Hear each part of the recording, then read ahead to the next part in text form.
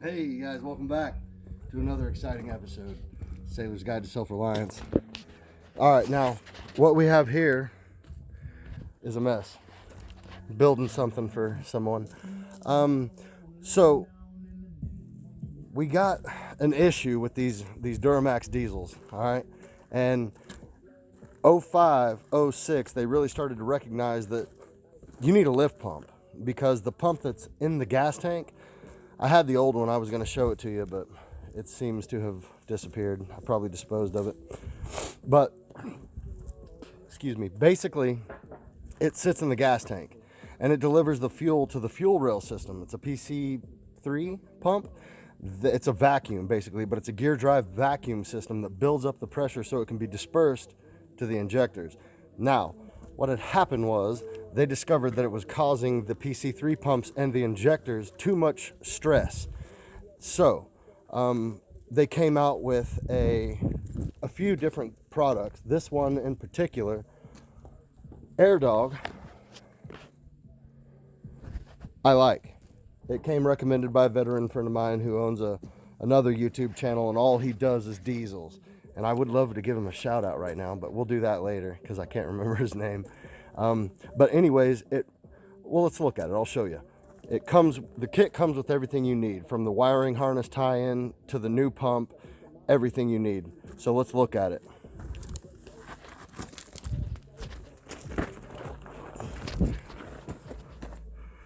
That's the mount. That's the bracket system that it comes with.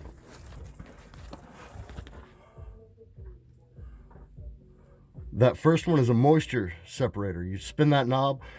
Water is more dense than diesel. So if you have water in your tank, it'll be at the bottom. That is another fuel filter. And let me tell you guys, it was painful. So this is all the new hoses. And I just routed it to be in the frame so it wouldn't rub on anything when I'm off-road. This is what I wanted to show you right here. Okay, so this is the fuel tank.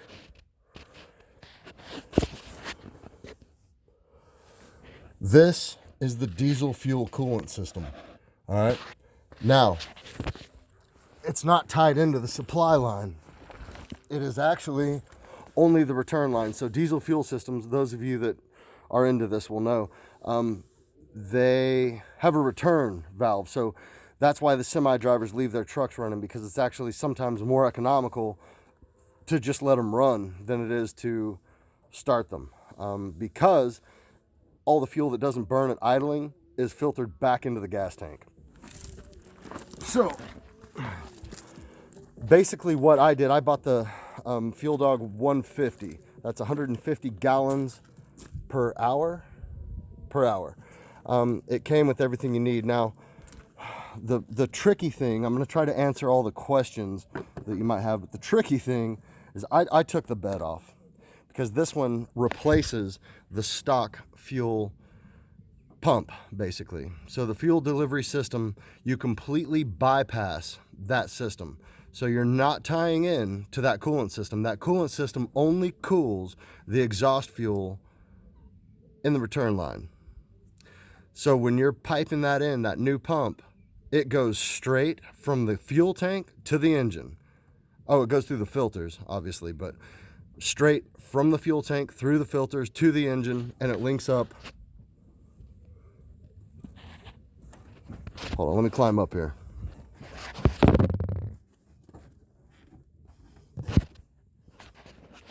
It links up right there. Now, these little clips, they snap when you connect them. You can disconnect them very easily by squeezing them tight. It's a black clip with gray buttons on both sides. You squeeze those gray buttons and you can take them off. All right, so here's the other thing that I wanted to show you. It comes with a wiring harness. Now the wiring harness has this little guy. So you take the original fuse out. It comes with a 5 amp fuse, and you plug it in.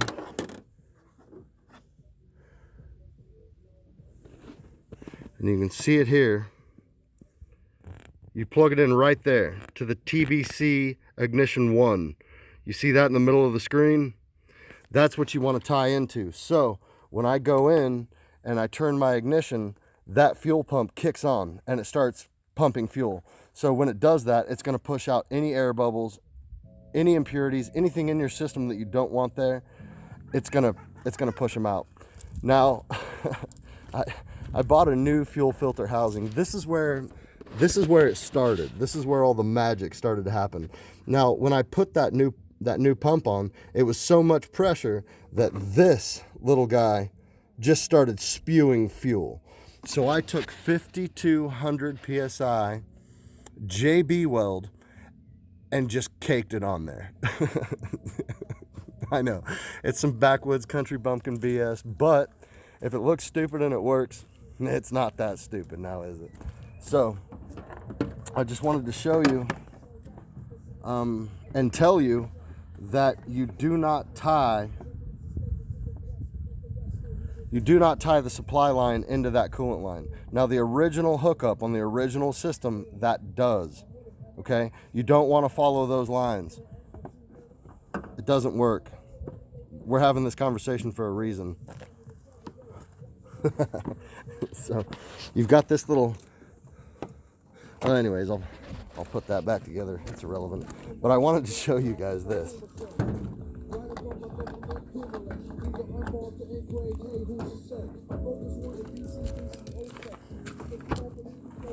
Because I didn't have wheels. I was having to prime that fuel system every day before I would start it. And it just started slowly losing performance and losing pressure, losing gas mileage. It really started declining fast. So I had to do something, and this was like a last resort because it left me on the road. I couldn't even maintain idle. So here we go.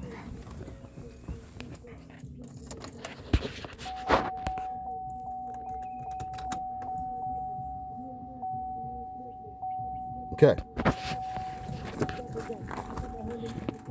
Watch this.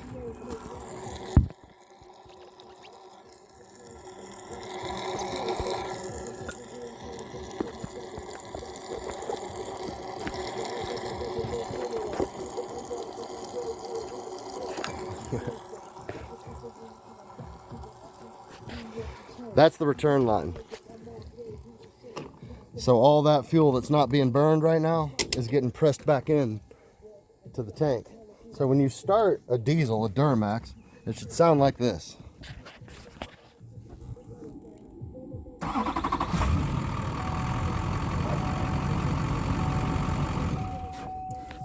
Yeah, well, mine didn't sound like that. It would sit there and turn and crank, and it was painful, man. I spent days, and it was like freezing, below freezing the whole time I was doing it. My knuckles just got shredded. I need a mani-pedi, huh? All right, guys. Well, I don't know if that was helpful or not. I hope it was. But the one thing I wanted to tell you is that's the ignition fuse line that you tie your harness into, and you do not put the supply line into the coolant system. It works primarily on the return lines, so you don't have to redo any of those lines. If you ever have to deal with this, pay someone. I'm sorry. I've got friends that do this all the time, and I was like, hey man, can you come help me out? And they were just straight up like, no. I was like, damn it. So anyways, here we are. We got what we got back up and running, and I'm gonna get back to work. Thanks guys for tuning in. I hope that helps. Nobody ever says everything. I wish I would have been able to start this tutorial at the beginning and show you every step, but if you got some common sense, man, you can figure it out. It helps to have the book, the Clifton book, you know, for turning wrenches on your trucks. Always handy. You know me, I'm a book guy. The internet's great, but books are always there. Anyways, guys, love you, mean it. Thanks for tuning in. Thanks again. Oh, hey, by the way, guess what we got? Corporate sponsorship. Ha! And we're going to start doing some gear guide stuff. Like, they need ambassadors, and they're trying to send me stuff. And I just realized they've been trying to send me gear for months. So YouTube is pretty cool. It's blown up. I'm glad you guys are still here. I hope that helped. And I know we don't do a lot of mechanical stuff, but it is Sailor's Guide to Self-Reliance. And if you don't like paying people to turn wrenches on your stuff, you got to do it yourself. So anyways, have a good evening. Thanks for tuning in. Love you, mean it. See you next time.